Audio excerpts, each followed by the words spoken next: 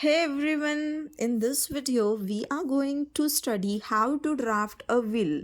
What are the important points that must be mentioned in a will and what are the precautions that one must take while drafting a will. आता will काय आधी हे समजून घेणं महत्त्वाचं. will म्हणजे काय? will म्हणजे एक असं डॉक्युमेंट असतं की त्या डॉक्युमेंट थ्रू एक लिव्हिंग पर्सन त्याच्या डेथनंतर त्याची प्रॉपर्टी कशा पद्धतीने डायवेस्ट होणार हे लिहून जात असतो, त्याला आपण विल म्हणतो. आता विल बनवणारा मग कोण असतो? टेस्टेटर किंवा टेस्टेट्रिक्स. सो इथे दोन पार्टीज नाही येणार का? कारण इथे एकच व्यक्ती असते ना कोणीतरी, ती त्याची विल बनवून, आपण असं म्हणतो का जॉईंट विल हे ही नाही. Every individual person has his or hers individual will. ठीक आहे. सो इथे अशा दोन पार्टीज नसतात. ही डीड नाही, हा कुठला एक कॉन्ट्रॅक्ट नाही आहे, त्याच्यामुळे बिटवीन येणार नाही. हा कुठला वाद नाही आहे, त्यामुळे वर्सेससुद्धा येणार नाही या ठिकाणी. ठीक आहे. मग आता इथे फक्त एकच पर्सन असतो, तो म्हणजे टेस्टॅटर किंवा टेस्टॅट्रिक्स, डिपेंडिंग अपॉन द जेंडर. आता ह्याच्या व्यतिरिक्त आणखीन एक महत्त्वाची गोष्ट अशी की विल करणारी व्यक्ती कुठल्या रिलिजनची आहे, कारण त्यानुसार त्या रिलिजनचे म्हणजे जे पर्सनल लॉज वगैरे आहेत ना, ते त्या ठिकाणी ते गव्हर्न करतात ना. आता फॉर एक्झाम्पल मुस्लिम आहे, तर मुस्लिमला विल थ्रू प्रॉपर्टी जी आहे डायवेस्ट करण्यासाठी काही लिमिटेशन्स आहेत, है ना, की 1/3 प्रॉपर्टी अँड ऑल एवढंच आहे. बट तसा हिंदू असेल तर Hindu has no such limitation. दुसरी महत्त्वाची गोष्ट की प्रॉपर्टी जी आहे, प्रॉपर्टी या ठिकाणी मुव्हेबल पण असू शकते, इममुव्हेबल पण. राईट. विल थ्रू तुम्ही मुव्हेबल आणि इममुव्हेबल प्रॉपर्टी दोन्हीसुद्धा त्या ठिकाणी डायवेस्ट करू शकता. तिथे कुठलंही असं बंधन नाही की फक्त इममुव्हेबल प्रॉपर्टी असणं गरजेचं आहे. आणखी एक महत्त्वाची गोष्ट की त्या ठिकाणी प्रॉपर्टी जी आहे ती सेल्फ अक्वायर्ड प्रॉपर्टी असली पाहिजे. म्हणजे ती वारसा हक्काने मिळालेली प्रॉपर्टी असेल तर ती विल थ्रू आपण डायवेस्ट करू शकत नाही.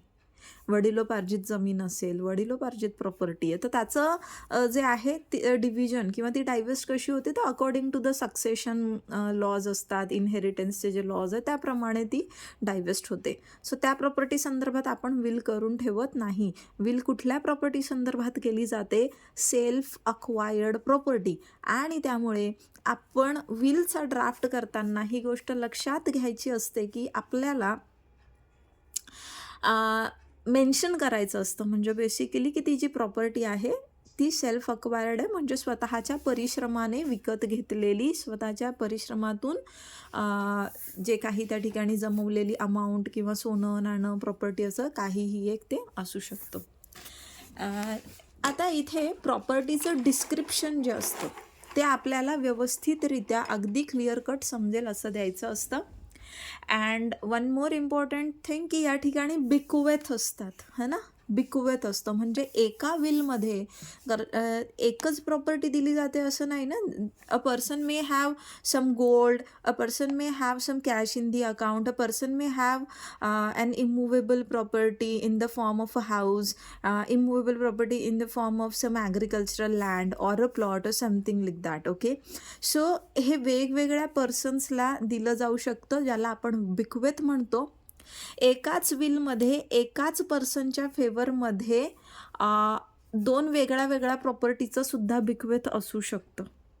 ठीक आहे. त्या ठिकाणी जॉईंटसुद्धा असू शकतं की एक प्रॉपर्टी जी आहे ती दोन व्यक्तींना मिळून त्या ठिकाणी दिली जाते, असं सुद्धा असू शकतं. Now let's begin. See how it gonna start. I, because का ही व्यक्ती लिहिते ना हे. आणखीन एक महत्त्वाचं विलच्या संदर्भात, इथे विलसाठी आपल्याला काय लागतात आणखीन?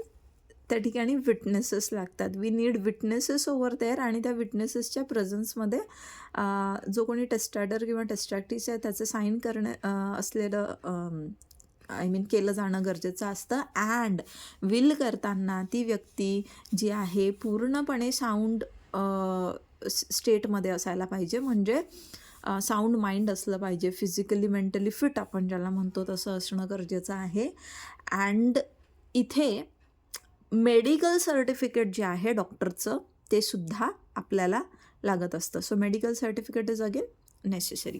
Okay, now what this person is doing. See, I Shri Ganesh Gopal Kulkarni. इथे तुम्ही XYZ लिहायचं, हां, नावं लिहायची नाही.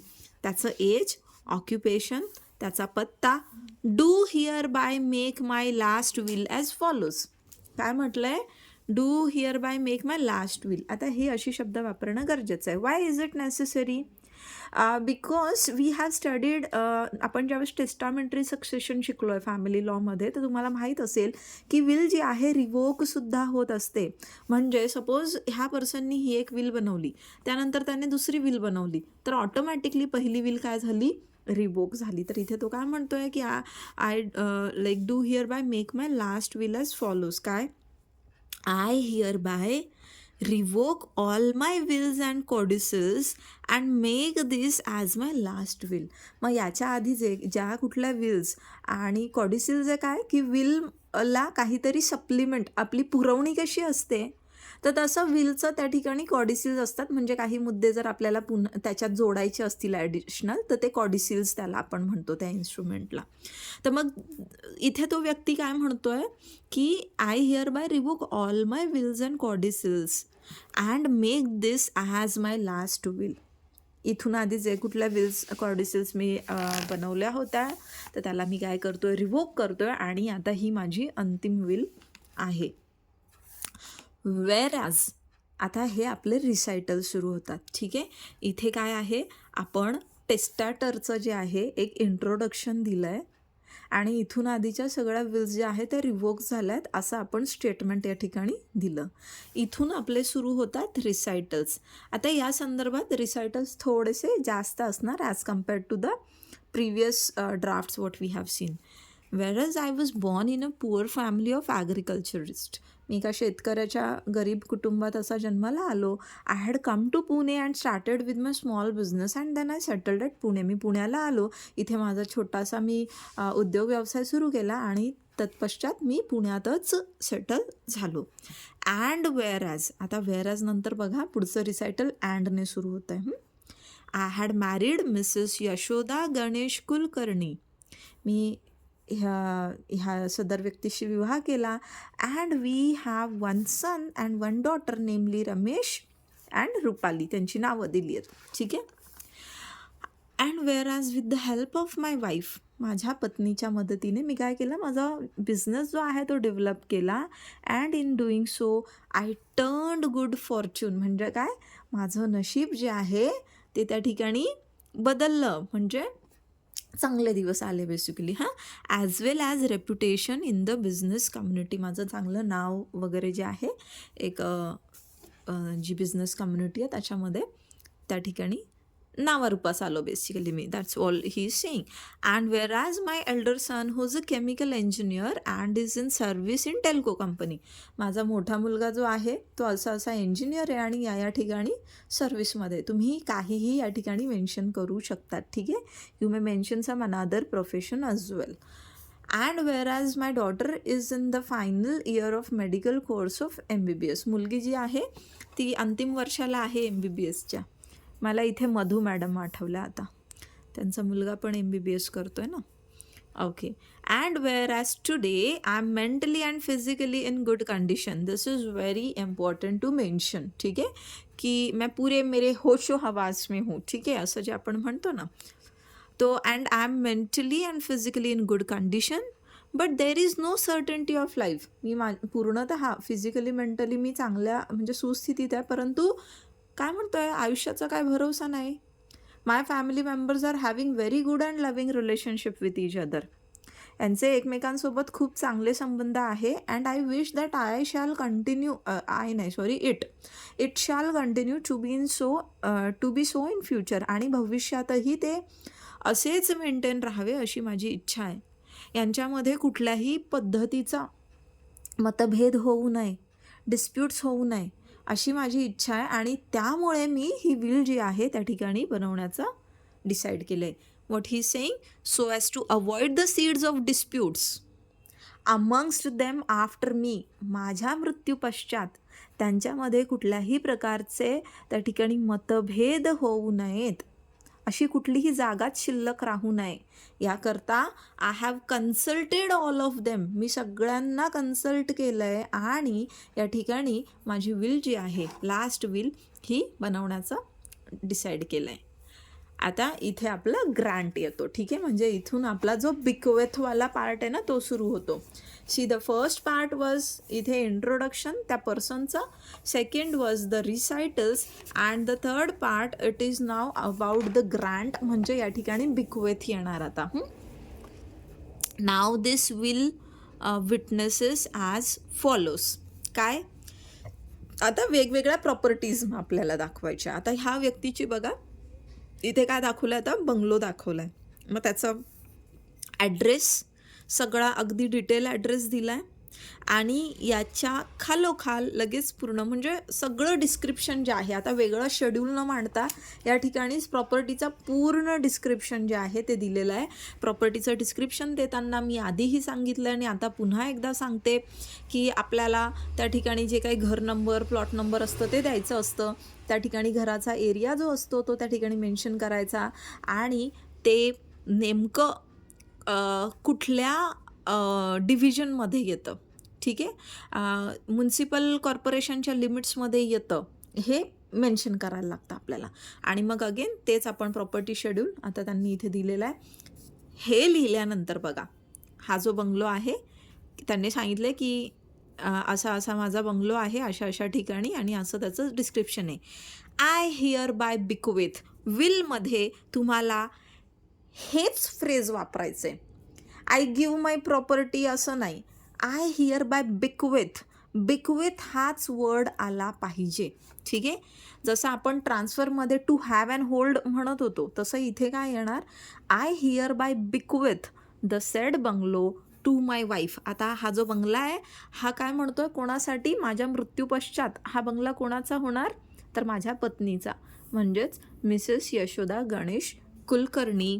Absolutely and for ever, absolute transfer या ठिकाणी होणार म्हणजे, ठीक आहे, लिमिटेड इंटरेस्ट नाही आहे, ॲब्सोल्यूट आहे. मग त्यानंतर बघा पुढे काय सांगतोय की दॅट माय गोल्ड ऑर्नामेंट्स, ठीक आहे, दॅट माय गोल्ड ऑर्नामेंट्स, इथे एस असायला हवा, ते थोडंसं स्पेलिंग मिस्टेक आहे, हालाकी एवढं कोणी बघणार नाही, but still I am telling you.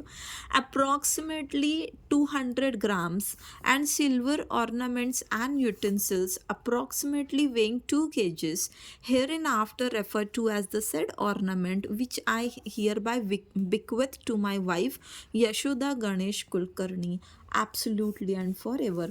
मग आता तो दाखवतो आहे की त्याचे गोल्ड ऑर्नामेंट्स आहे, अप्रॉक्सिमेटली एवढं एवढं वजन आहे असं सांगितलं आहे त्याने, सोनं चांदी. आता इथे तुम्ही जे आहे तुम्ही अगेन गोल्ड सिल्वर, जर तुम्हाला डायमंड वगैरे टाकायचं तुम्ही डायमंड पण टाकू शकता, पर्ल ऑर्नामेंट्स पण असतात तर हे सगळं टाकू शकतात, प्लॅटिनम बँड्स असतात, तो you may just put it here what ever you want, इथे तुमची पूर्ण लिबर्टी आहे, तुम्ही काहीही लिहू शकतात, ठीक आहे. आणि हे कोणाला देतोय, तो बिक्वेथ कोणाला करतोय, सी अगेन तेच फ्रेज आहे, आय हिअर बाय बिक्वेथ कोणाला, to my wife. That my industrial unit bearing number 2 and measuring 5,000 square meters in MIDC Bhosri Pune with 2-storied structure and bounded as below. मग आता तो त्याच्या दुसऱ्या प्रॉपर्टीचं या ठिकाणी डिस्क्रिप्शन करतोय, वर्णन करतोय. काय इंडस्ट्रीयल युनिट आहे, एवढा एवढा एरिया आहे, अमुक अमुक ठिकाणी ती स्थित आहे, डबल स्टोरेड स्ट्रक्चर आहे आणि तिच्या नॉर्थ ईस्ट साऊथ वेस्टला असं असं त्या ठिकाणी सगळं आहे. Hereinafter referred to as industrial unit 1, इथून पुढे म्हणजे ह्या इंडस्ट्रीयल युनिटला युनिट 1 असं रेफर करून तो काय म्हणतोय, बिक्वेथ करतोय कोणाला, त्याच्या मुलाला. See the said unit to my, I hereby bequeath the said unit to my son Ramesh Ganesh Kulkarni absolutely and forever. पत्नीला बघा त्याने एक बंगला दिला, त्यानंतर जेवढं काही सोनं चांदी होतं ते पत्नीच्या नावे केलं आणि आता जे इंडस्ट्रियल युनिट आहे त्यांचं MIDCमध्ये तो ते मुलाच्या नावे करतोय. My money by way of fixed deposit in the Bank of Maharashtra in its Deccan Gymkhana branch for rupees 5 lakh and in State Bank of India Deccan Gymkhana branch rupees 10 lakh, that out of the said money rupees 5 lakh shall be spent for marriage expenses of my daughter Rupali Ganesh Kulkarni, and the remaining amount shall be paid to her as absolute and to owner thereof. आता मग पुढे तो सांगतोय fixed deposit त्याचं जे आहे FD आहे bank of महाराष्ट्रामध्ये. ठीक आहे, किती 5 लाखाची FD आहे. आणि दुसरी ब्रांच आहे, दुसरी एक बँक आहे, तिथे पण 10 लाख रुपये. तर म्हणतोय की 5 लाख त्यातनं मुलीच्या लग्नासाठी वापरायचे आणि उर्वरित रक्कम जी आहे मुलीला त्या ठिकाणी दिली जाणार. If all my properties if not mentioned in this deed but found in my name or become payable accruable to me shall be deemed to have been bequeathed by me to my wife Mrs. Yashoda Ganesh Kulkarni. आणि पुढचा एक clause हा त्या ठिकाणी mention करणं हे एक महत्त्वाचं असतं की यदा कदाचित माझ्या नावाने इतरत्र कुठे काही प्रॉपर्टी आढळली किंवा जी माझ्या पश्चात property which is accruing to me. For example आता बघा की सपोज ह्या व्यक्तीने कुठलंसं लॉटरीचं तिकीट घेतलं होतं. ठीक आहे, आणि ह्या व्यक्तीच्या मृत्यू पश्चात मग ते तिकीट जे आहे ते त्या ठिकाणी suppose that ticket has one the lottery. मग ती अमाऊंट आता हा व्यक्ती गेल्यानंतर ती कोणाला भेटणार, तर मग ती भेटणार कोणाला, या ठिकाणी पत्नीला. So this is what it has been mention की जर कुठे आढळली की जी मी याच्यामध्ये लिहिलेली नाही आहे तर that shall be deemed to have been bequeathed to my wife. In witnesses thereof. आता इथे आपला सगळा बिक्वथ जो आहे बिक्वथचा पार्ट संपला. And now here begin it. In witnesses thereof I have signed here in under at Pune this 8 day वगैरे वगैरे testator. ठीक आहे, इथे पार्टीला आपण काय म्हणतो टेस्टेटर आणि त्याचं नाव साईन. नाव इथे witnesses We Narhari Prahlad Kulkarni and Akshay Vasudev Apte, the attesting witnesses hereby state that the testator has signed the will in our presence and we have also signed in his presence on this day of so and so. आता हे महत्त्वाचं आहे. विलमध्ये काय या ठिकाणी जे witnesses असतात ते या ठिकाणी काय डिक्लेअर करतात की आम्ही जे आहे टेस्टेटरच्या प्रेझन्समध्ये साईन केले आणि टेस्टेटरने आमच्या प्रेझन्समध्ये ह्या अमुक तारखेला साईन केली आहे. मग त्यांची नावं विटनेसेसची, त्यांची सही, आणि यानंतर येतं अगेन सगळ्यात महत्त्वाचा भाग ते म्हणजे मेडिकल प्रॅक्टिशनरचं certificate. So you have to mention it here. Certificate of medical practitioner. I doctor Dilip Vasant Sathe MD residence वगैरे दिला आहे. Hereby certify that I have been called for house visit by Shri Ganesh Gopal Kulkarni, the testator herein above, and I have examined him and found him mentally and physically fit.